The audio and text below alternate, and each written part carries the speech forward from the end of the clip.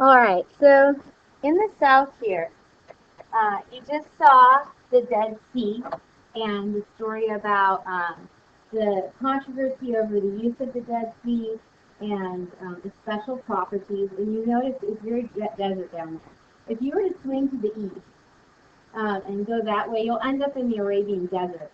So this area in southern Israel, if you go very far, if you go just a bit south of here, it's not on your map, but it's called Idumea. Idumea was the name of the region in the very south of Israel. And Idumea is important because that's where the Herodian family was from. You remember Herod the Great was the one who tried to kill Jesus when he was born, and also it's H-E-R-O-T. Also, you remember Herod Antipas, who was from Galilee in the north, participating in Jesus' trial in Luke's gospel. The Idumeans were a mix of Arab and Jewish culture. So the people of Judea is up here, just north. The people of Judea didn't like them because they didn't like the intermarrying. Now, if you continue to go north, this region around this area was called Samaria. Oh, excuse me, my pen is not writing. Oh, fixed it. Samaria. So this is Samaria, and you remember that in 721, the Assyrians conquered the northern kingdom of Israel, and they forced the Samaritans to intermarry, so they became a culture that was mixed. And they had their own sort of special brand of Judaism. They actually had a temple up here in Samaria, and the Judeans came up and knocked it down because the Judeans considered the only place to worship God was at the temple in Jerusalem. If we keep going north, this province up here is Galilee.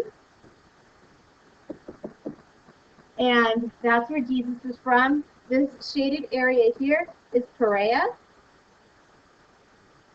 And then this area here with this dotted line is Decapolis. So those are different regions of Palestine or Israel that were broken up after the Romans took control in order to make it easier to govern. Now, we had just looked at the Dead Sea. This little dot over here at the edge of the Dead Sea is a place called Masada. Masada. It was a fortress, and when the Romans sieged Jerusalem in the year 69-70, Jerusalem was a walled city. So when they did the siege, they basically left the people in the city to starve to death, and then, Then at Masada, some people had fled there, and the Romans laid siege to Masada, but it's on this big outcropping, so it's way up high. The Romans at first couldn't get to them, and what they did then was build a ramp, and the people at Masada took their last stand there. And if I click on this, let me move that circle for a second. You're going to see a video. There's no words. It's just some aerial views of the fortress. But I wanted to tell you the story of Masada, because if you've ever wondered, and see, this is going to go to the video. I'll have it for you in your on Moodle.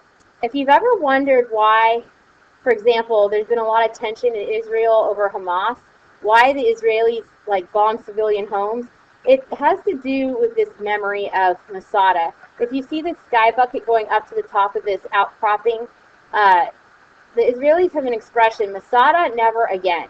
Because the Jews who were, here's Masada, here's the fortifications, they remember what happened to them at Masada, and they will never allow another people to destroy them the way the Romans did.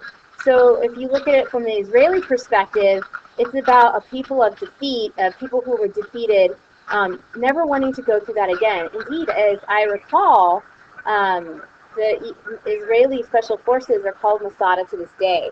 So this is the fortress at Masada, and you can continue just kind of looking at it in your flip lecture on the next slide.